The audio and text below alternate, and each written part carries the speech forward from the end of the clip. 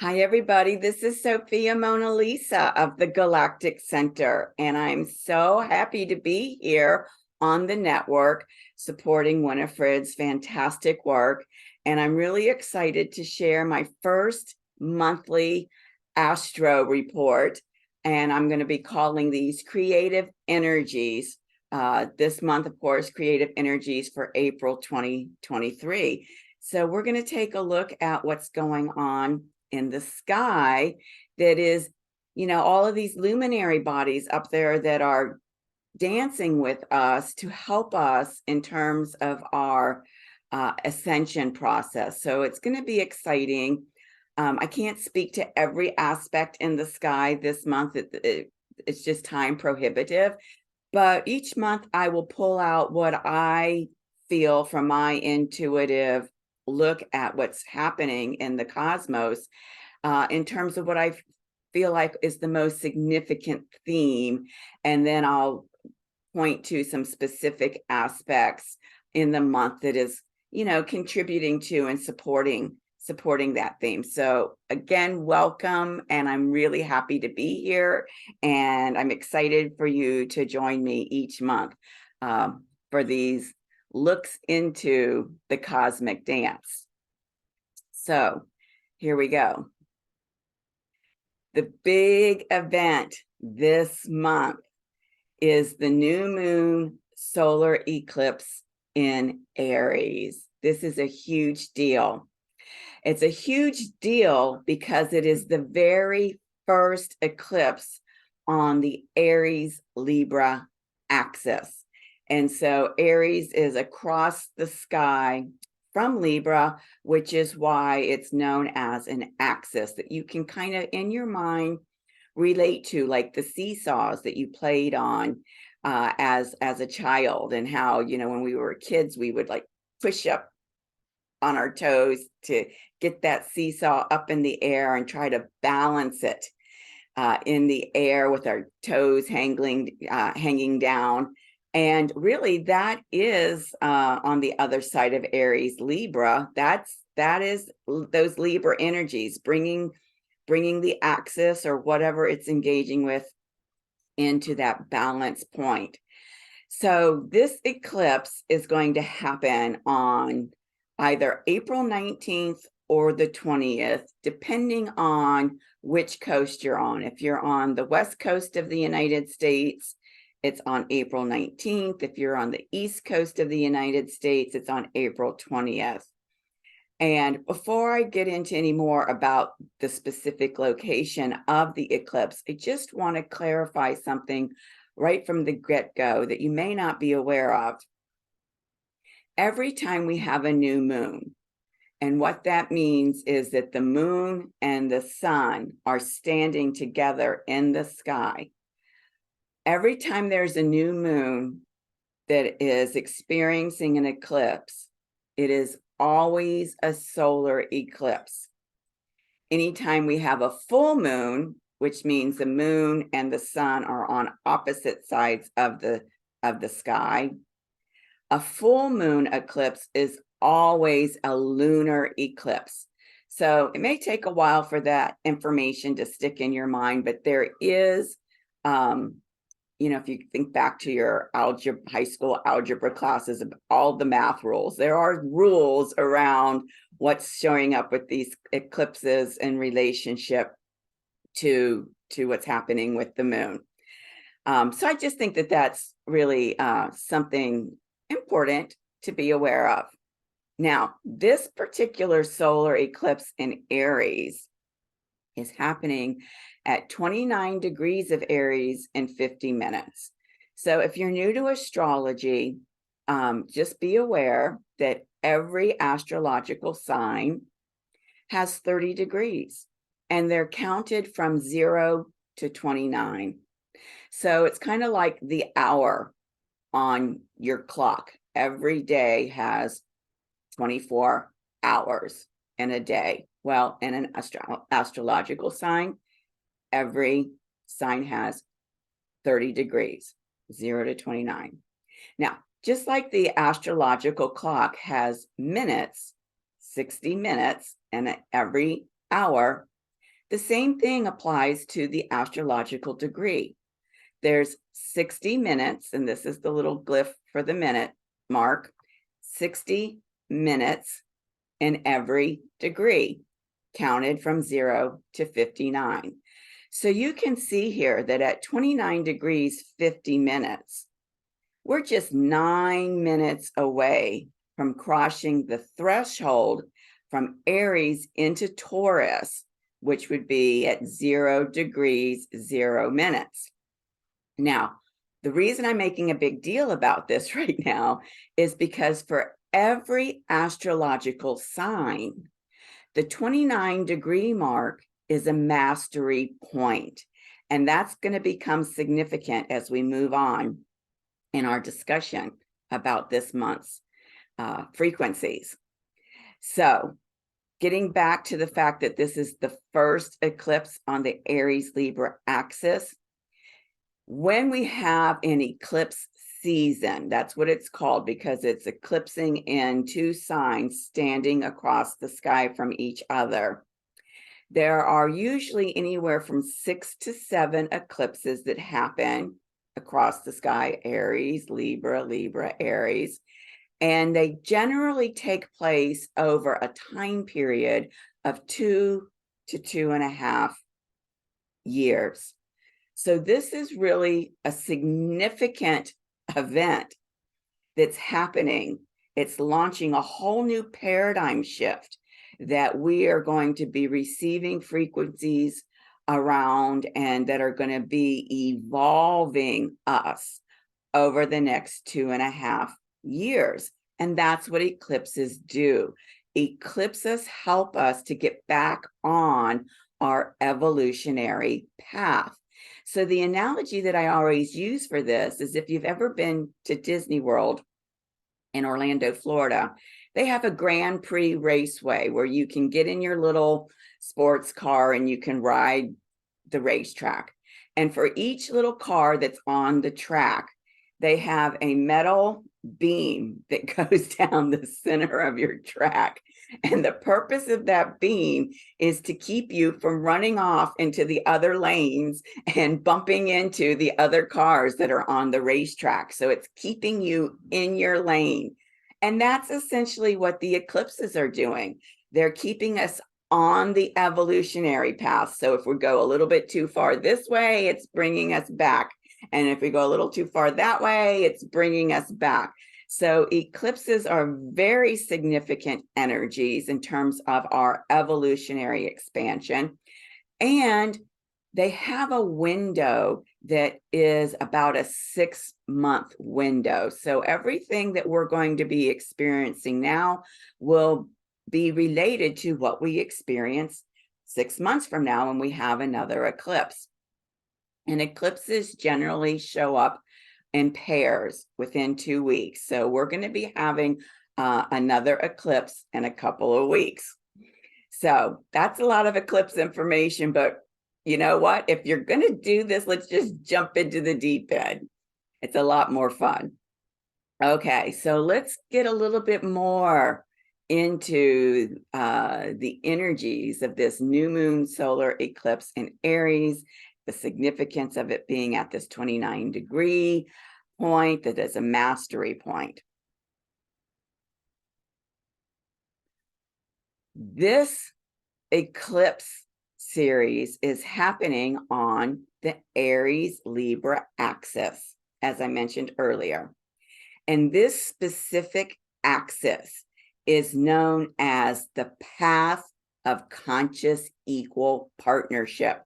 So this is the big theme for the next 2.5 years in terms of what it is that we as humanity, us as individuals, are being evolved into.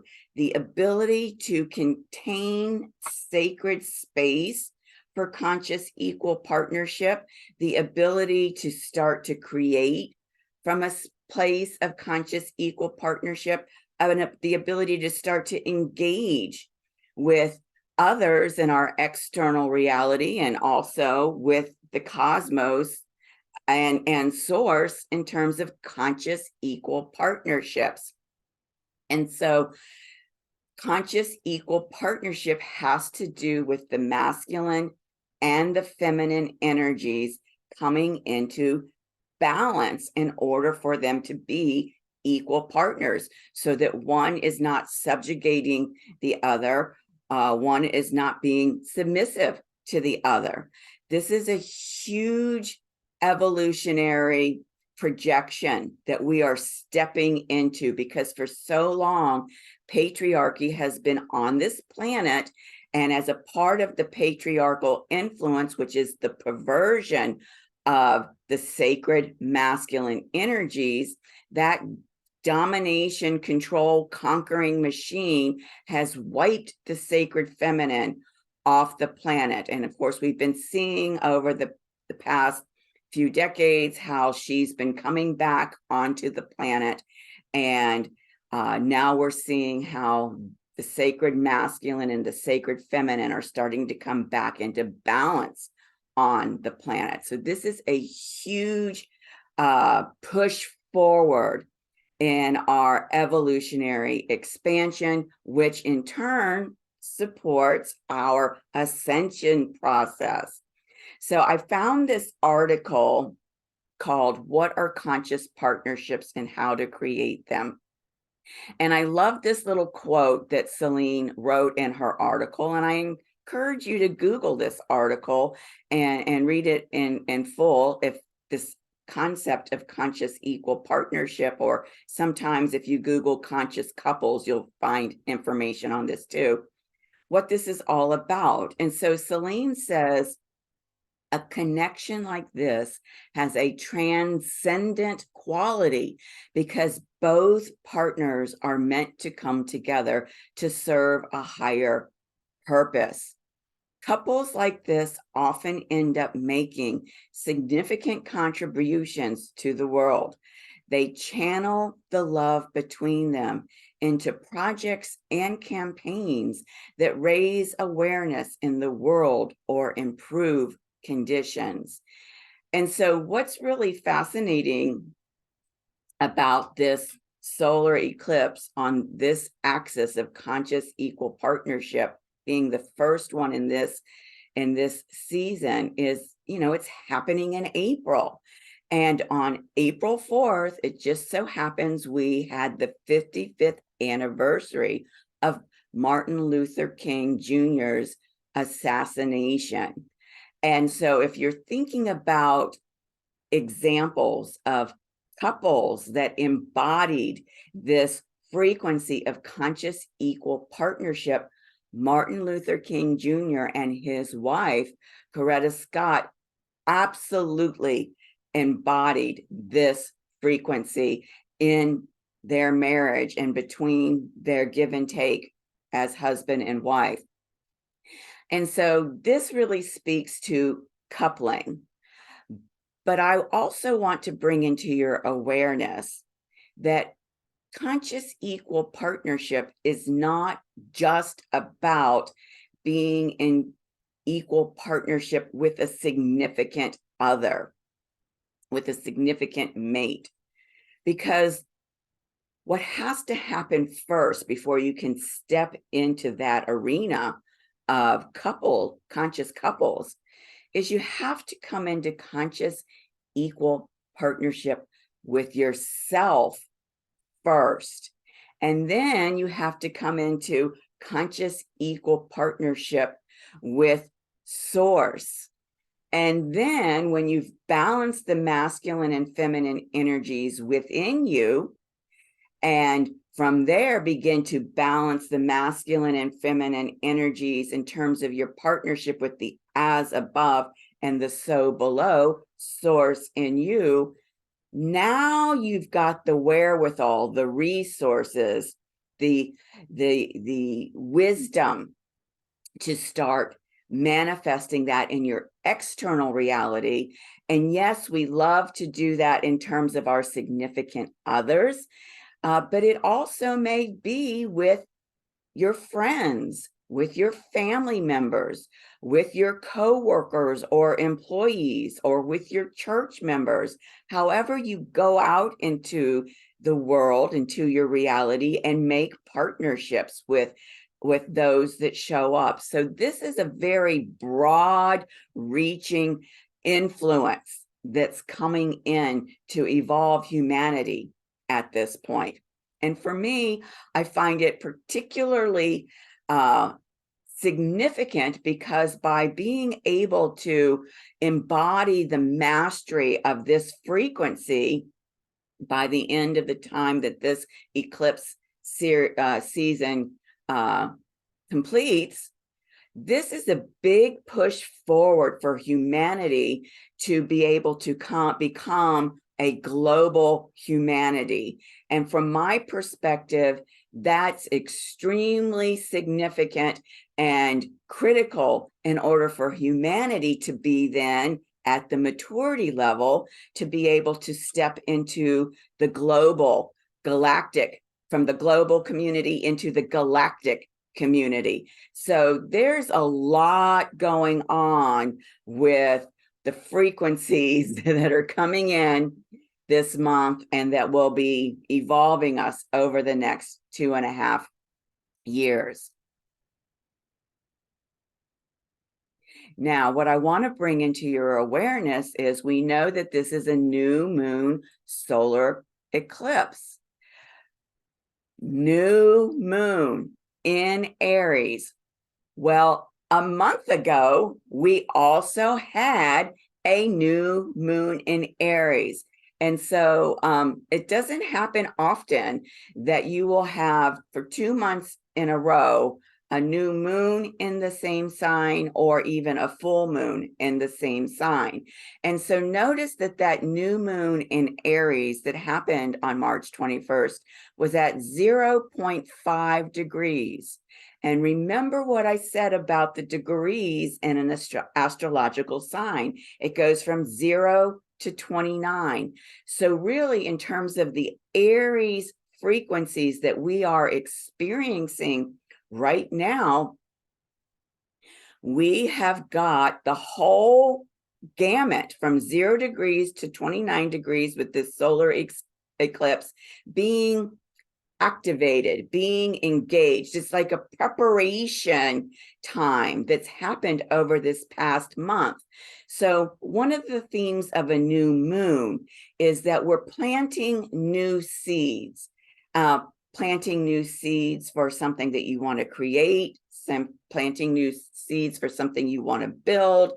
I look at it in terms of planting new seeds for the consciousness that we want to bring in. So from March 21st to this solar eclipse this month, that month was a preparation time for planting the new seeds for this new consciousness of conscious equal partnership to come in. So what's happening over that month?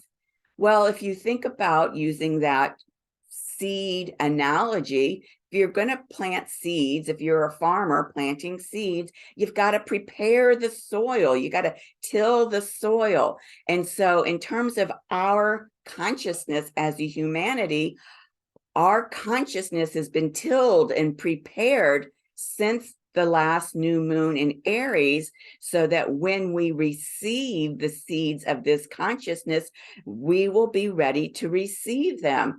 Because we know what happens when seeds fall on ground that is not ready to receive it. They don't get to take root. And so the other thing that I want to share with you about this particular new moon in Aries that happened last month in March is that it happened 2 days before the planet Pluto, who is the cosmic transformer, shifted his energies out of Capricorn into Aquarius. And this is significant because this solar eclipse in Aries is making what's called an astrological square to that Pluto in 0 degrees Aquarius. So last month we had that new moon in Aries right here at 0 degrees, 2 days before Pluto crossed the threshold of Capricorn into Aquarius. And now here we are a month later at the other side of Aries. And this solar eclipse is going to be squaring that Pluto event that happened the previous month. And of course, Pluto's a slow moving planet. So Pluto is still in the first degrees of that the first minutes of that 0 degree place. So let's talk about a square, an astrological square. It's a 90-degree angle. And we really need to understand what the significance of that square, that 90-degree angle, has, the impact that it has on us and how we experience it. And so with a square, you will either experience, you will have, let's put it this way, you will be presented with opportunities for breakthroughs in consciousness. And Aquarius, as the highest frequency of the air signs, is all about big consciousness, collective consciousness of humanity, quantum field consciousness. Well, it's just presenting the opportunities.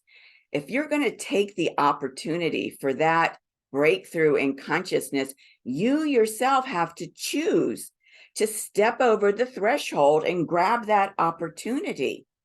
If you don't step over the threshold and grab the opportunity to have that breakthrough in consciousness, and instead you close the door on that opportunity, then the opposite effect will happen. You will experience a breakdown in consciousness. So this is to bring into your awareness the importance of consciously engaging with these frequencies, because if this comes and goes and you just don't choose to take advantage of that opportunity, you've missed it. So I'm all about encouraging people to consciously engage. And of course, that comes back to this theme of this conscious equal partnership that this Libra, Aries, Libra axis is all about.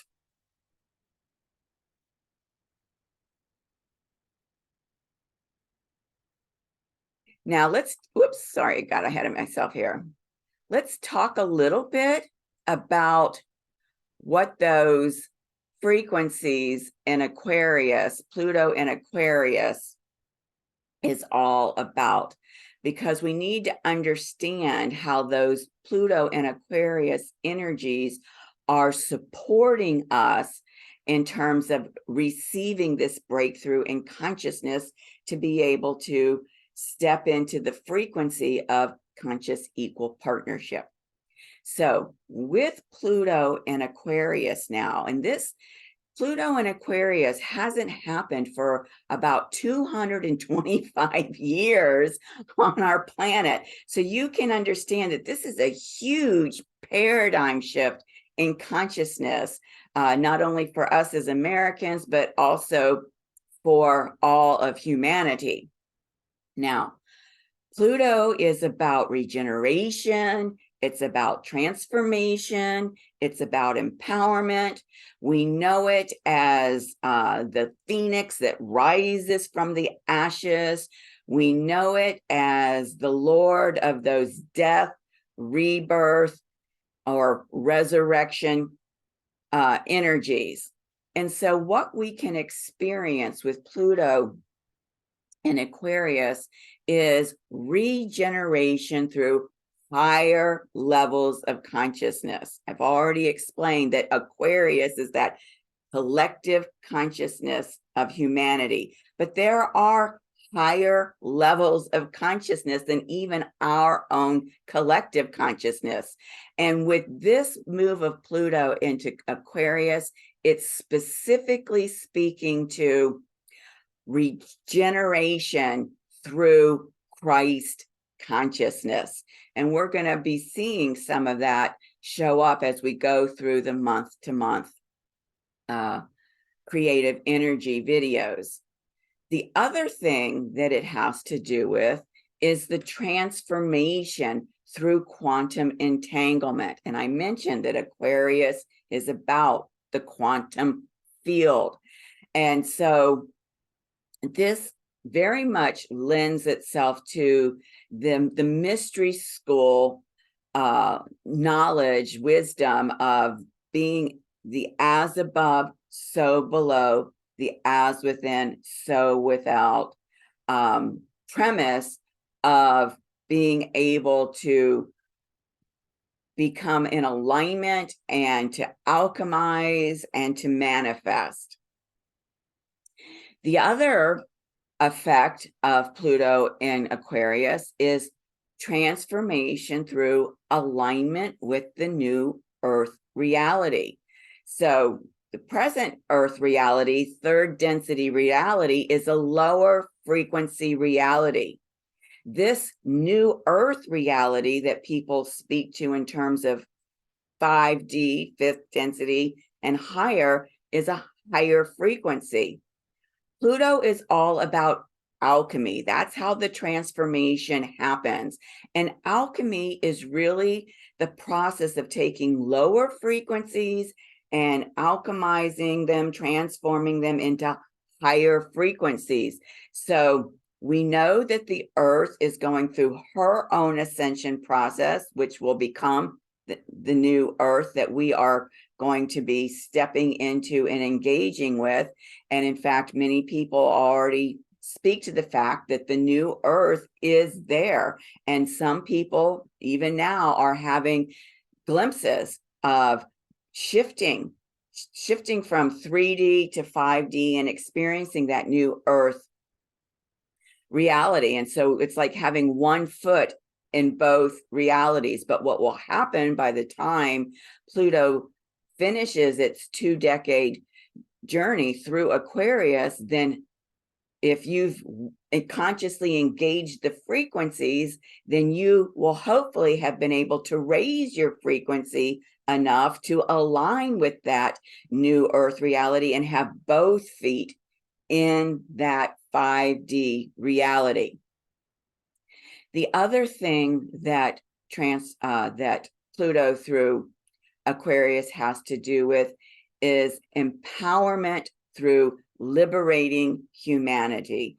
And this is a huge deal because, as I spoke to before, in terms of the patriarchy that has been on this planet, a big part of Pluto's move through Capricorn before it stepped into Aquarius is about taking down all the hierarchical matrices related to the patriarchy, being able to reclaim our sovereignty from the patriarchy. And now as Pluto goes into into Aquarius, Aquarius is all about liberation, freedom, radical revolution, innovation. And so Pluto will be empowering us now that we will have claimed our sovereignty. It will be empowering us through this liberation process that we're going through. So all of these things, frequencies that are relevant to Pluto and Aquarius, are coming in to support us in terms of being able to shift, in terms of that empowerment of liberating humanity, shift into that space where we can align with and receive that conscious equal partnership frequency that this Aries Libra eclipse season is helping us to step into. Now, now that you know what Pluto and Aquarius energies are, now that you know what the Aries Libra axis of the path of conscious equal partnership is, let's take both those pieces together and come up with a theme for this eclipse, solar eclipse that's happening this month. And so the breakthrough in consciousness related to this solar eclipse is going to be allowing you individually, allowing humanity as a collective to become empowered creators of non-hierarchical, collaborative, and conscious equal partnerships. This is what's being seeded. This is what's being seeded, planted. That's the word I wanted to use.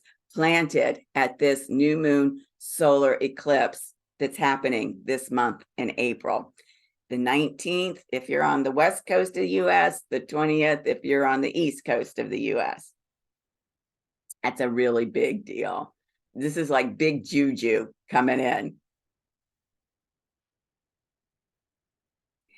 Now, the other thing that's significant about this month, April, and also related to supporting what's happening with the planting of these new seeds at the solar eclipse, is that the next sign, remember I said the eclipse is happening at 29 degrees, 50 minutes, just 9 minutes away from shifting over, crossing the threshold into Taurus. Well, it just so happens that there is a lot of star power in Taurus that's helping us with all of this. And Taurus is an earth energy, which of course goes back to this idea of the planting of these seeds. And it has to be rich, potent, fertile soil for these seeds to be able to be planted in. And so what I want to bring into your awareness is, with all of this star power in Taurus, that's not only allowing the soil, the space within us, to become rich and fertile and verdant, but Taurus is ruled by the planet Venus, the goddess of love. And this brings us back around to this theme of conscious equal partnership that is grounded in the frequency of love. And so there is a Sanskrit expression known as prema swarupa. And this phrase, prema swarupa, means embodiments of love. And that's who we as humanity are being evolved. We are embodiments of love, but we're becoming conscious of the fact that we're embodiments of love. And I love this picture of Radha and Krishna. This is Radha, this is Krishna. Because if you know the myth of Krishna in the Hindu pantheon, Krishna has all of these gopis that are following him around, that are enamored with him. And the gopis are cowherds. They're milkmaids of cowherds. And why that's significant to this Taurus energy is because Taurus is got ahead of myself again, associated with the bull. This is the glyph for Taurus. And of course, you probably have heard the expression Taurus the bull. Now, this is all of the star power. And actually, as I'm looking over this list, oh no, this is fine. It's perfect. Okay, I was thinking I forgot somebody. This is all of the star power that's in Taurus right now. We've got the planet Mercury. Venus will be going into Taurus. The sun will be going into Taurus. Uranus is in Taurus. Juno, which is an asteroid, the goddess of sacred partnership, bringing you back to conscious equal partnership. She's in Taurus. Vesta, another asteroid, the goddess Vesta, will be moving into Taurus this month. Vesta, as a goddess, is the goddess of hearth and home. And there's a long story about how that has evolved through time, but essentially, Vesta has to do with what you're passionate about.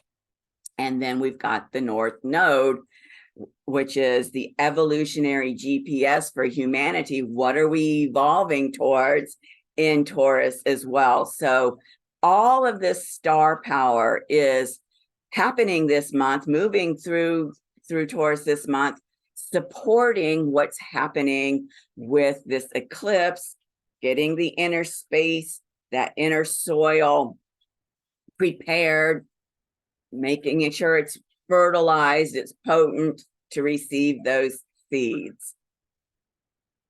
Okay, these are some of the other events that are happening this month that are related to this solar eclipse that are significant. There's a lot more, as I said, but these are the ones that I pulled out to speak to. So on April 3rd, Mercury, the cosmic messenger in Taurus, was making that square to Pluto and Aquarius, the square that the solar eclipse is going to make on the 19th and 20th. And so what he was doing is he was preparing this inner space, this inner soil, to receive the message, to receive the broadcast of frequencies from Pluto in Aquarius as part of those seeds that are being planted within us. On April 5th and the 6th, the 5th if you were on the West Coast, the 6th if you're on the East Coast, we had the full moon in Libra, the other side of this Aries-Libra axis of conscious equal partnership.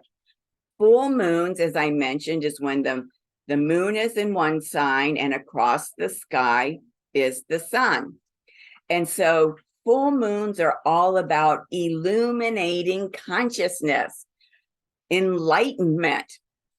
And that full moon was standing at an angle to Uranus in Taurus that's known as an inconjunct. It's not exactly across the sky, 30 degrees below that. So not at 180 degrees, but at 150 degrees. The full moon was standing in an inconjunct to Uranus in Taurus. Uranus is the Lord of Aquarius. And Uranus is all about these sudden breakthroughs of illumination, of wisdom, like a lightning bolt, boom, those ahas that you get. And so again, preparing the soil within us to be able to receive these very innovative, very revolutionary frequencies related to this new consciousness that's coming into humanity. Now, on April 11th, Venus, remember what I said about Venus, the goddess of love, the goddess of Taurus, the lady of Taurus, she's in Gemini. Gemini is an air sign which deals with the mental realm, has to do with our mind, right? Our ideas, our thoughts, the things that we believe.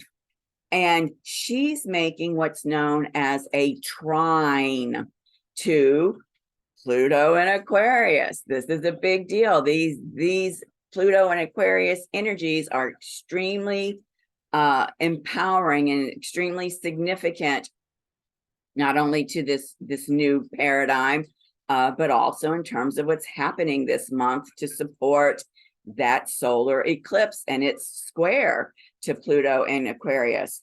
So the effect of a trine, which is a 90-degree angle, is the same as taking your raft down to the river, getting on the river and letting the current of the river just float you away, taking you downstream. Very easy, very enjoyable. And so I call the effect of the trine the path of most allowance. And so Venus in Gemini, the goddess of love that's impacting our mind's ability to create the space for this new idea, right? These revolutionary ideas around non-hierarchy, no more hierarchy. How do we meet each other equally? How do we become collaborative without one person being the boss, telling everybody else what they have to do? How do we transcend that hierarchical dynamic that has been so much a part of how humanity has experienced itself on this planet through patriarchy, bringing us back into the sacred circle of we all work together as equals? And so she is actually expanding the space of our mind to be able to receive these higher frequency ideals from Aquarius. Aquarius is an air sign. Gemini is an air sign. This is all about the mental realm being prepared and expanded to be able to align our minds at this higher frequency to receive those innovative ideals around conscious equal partnership. Now, on the same day that Venus in Gemini is trining Pluto in Aquarius, the Sun in Aries is making a conjunction to Jupiter in Aries. What a conjunction means is that the Sun and Jupiter are standing together in the sky at the same place in the sky. And so Aries is all about self-love. It's all about, who do I know myself to be? I'm getting ready to know myself as an embodiment of love. We are born as embodiments of love, as that extension of source, of God, goddess. We've got that flame of divine love within us, but has your consciousness realized that you are an embodiment of love? And so this Sun and Jupiter conjunction in Aries is fueling your ability to know yourself as an embodiment of love, which is huge if you're going to be prepared to step into conscious equal partnership. It's that foundational piece, one of the first couple of steps you have to take to become and to shift into conscious equal partnership with yourself first. And Jupiter is expanding exponentially, amplifying everything that it comes into contact with. So Jupiter as the Lord of Sagittarius, which is a fire sign, Sun as the Lord of Leo, which is a fire sign, both in Aries, which is the third fire sign. This is a lot of fire, fire, fire. And as Emerald says, kicking it up a notch, but not just up a notch once, twice, 3 times. It's like striking a match and having it become a bonfire. And so that is that huge momentum of inspiring energy is supporting Venus, the goddess of love, to stretch our mind's capacity to reach the higher frequencies that will allow our minds to receive this new consciousness. Big deal. Mark your calendar and take note of what you're experiencing on April 11th.